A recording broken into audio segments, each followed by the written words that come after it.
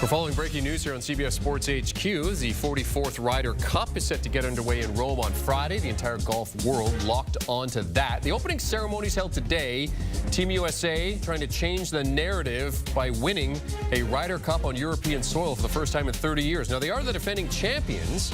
They did win in 2021, but it all comes down to trying to win the consecutive Ryder Cups for the first time since 91 and 93. Team Europe looking to hold down the fort in the homeland as we do take a look at the pairings. Now, on Friday, we get foursomes and four-ball play.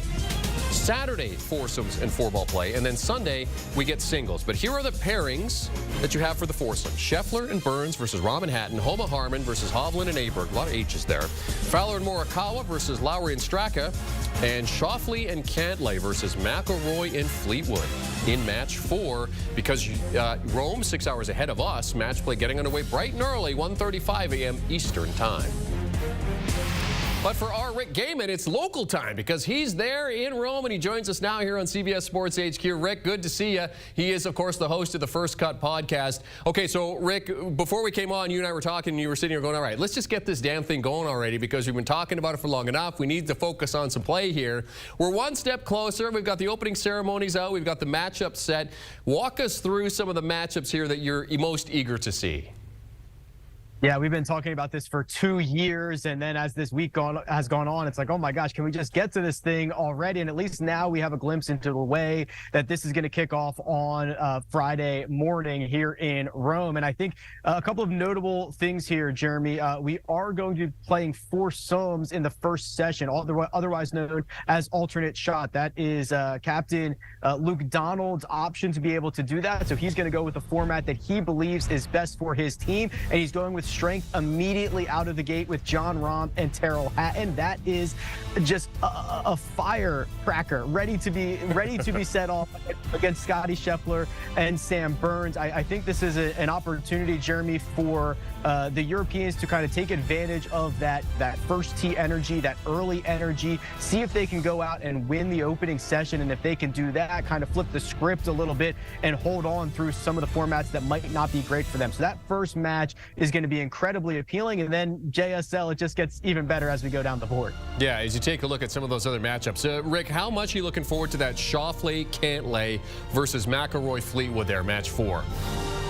Yeah, I thought it was one of the big storylines for this week was who was going to play with Rory McIlroy. He played in 22 previous partner matches in his Ryder Cup career, and in 21 of them, his opponent is not on this current team. The only guy he has ever played with on the current team is Shane Lowry. So there was this idea of who is Rory going to end up playing with, and it ends up being Tommy Fleetwood. So we assume that in alternate shot, they are going to let Rory take the driving holes and let Tommy Fleetwood kind of take on the approach play on some of those holes that are more critical and onto the par 3. So that should be a very interesting pairing to see if they can get it done against the juggernaut that is Patrick Cantlay, that is Xander Schauffele. These guys have had success in President's Cups together, Ryder Cups together, the Zurich Classic, which is a team event. They just play beautifully in all formats as long as they are alongside one another. The other juggernaut team, Jeremy, that is not going to make an appearance in the early session, Jordan Spieth and Justin Thomas, they are riding the bench for Captain Zach Johnson. Wow, yes. Okay, so we have 8 total matches, 4 on Friday, 4 on Saturday in terms of the foursomes.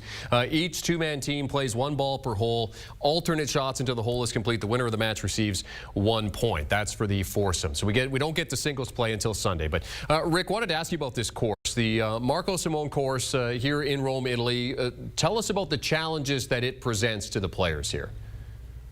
Yeah, I think it's a really great match play golf course. You'll see, especially on the front 9 and then holes 16, 17, and 18 offer a lot of options. And when you have a lot of options, that's great for match play because you can look at where you stand in the match and kind of make decisions from there. And you have to drive it really well around this golf course. We're seeing it. Those are narrow fairways, and just off the fairway is a little bit of rough, and then a little bit more wayward than that. You can kind of get into some nasty things along the way. And it is a pretty difficult walk. We were out there there walking it today. It's certainly warm out here. There was not a breath of wind, and it was feeling like it was 85 or 90 degrees. There was a good sweat going out here for everybody on the golf course. So yeah, I think it's going to be a tough test, and we'll see how that impacts the number of sessions that each one of these golfers goes if there is a fatigue factor coming into play as well. It's going to be a very interesting course, the way that it kind of sets out in terms of strategy, the way that the players end up taking on this course. Rick, I just wanted to go back to the Spieth and Thomas thing that you mentioned.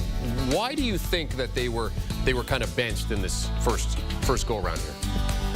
Yeah, this is pretty shocking. And even here on site, this was a big surprise. You know, there was an expectation that the U.S. team was going to run out Jordan Spieth and Justin Thomas. You know, you have selected Justin Thomas if you're coach Zach Johnson or captain Zach Johnson, and that's been pretty controversial. So for you to not run him out in what is probably his best format with his best partner, what is he here for, right? I mean, is he going to play in best ball in the afternoon with Jordan Spieth? It's just a little questionable. I thought the path for JT and Jordan Spieth was going to be run them out early. If they get smacked around, if they don't look good, you can sit them on the bench. If they rekindle a lot of the Ryder Cup magic that they've put together in the past, you can continue to run them out.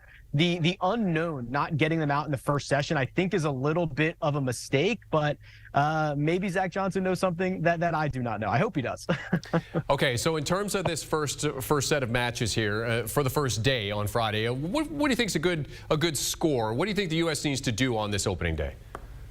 Yeah, I think a split would be great. You know, historically, the Europeans have been much better in the alternate shot format. There's a lot of team chemistry involved, and what we're seeing with the matchups and the pairings of, Rahm and Hatton. We talked about McIlroy and Fleetwood. We didn't even mention the ball striking prowess of Victor Hovland and Ludwig Aberg. I mean, the Europeans have really taken their top players and stacked them together. So they're kind of, I don't want to say all in. That's a tough thing to say in the first of 5 sessions, but they are really trying to get out to an early lead. If the Americans can just get away with a split, they're going to go to a format that's much better for them. They're going to be able to use the depth of their team the longer we go. So if you're the U.S. squad, 2 points would be great. And if you're the Europeans, you're looking to get 2.5. You're looking to put yourself in position to go into session 2 with some sort of lead. Yeah, if you're the Europeans, you want to get off to that fast start, as you said. And as you said, they're coming out of the gate hot with those matchup pairings. Our Rick Gehman in Rome for the 44th edition of the Ryder Cup. Kyle Porter is alongside. Kyle's off writing a story right now, which will be up later on CBSSports.com. Great to see you, Rick. Enjoy the day and enjoy the matches coming up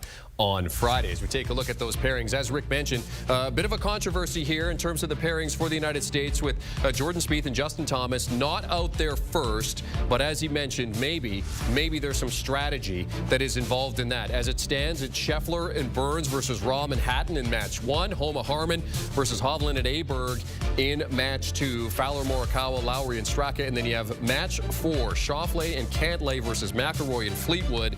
And as mentioned, because of the time difference, 6 hours between here and Rome, matches will get underway at 1:35 a.m. Eastern Time. Foursomes off the tee first.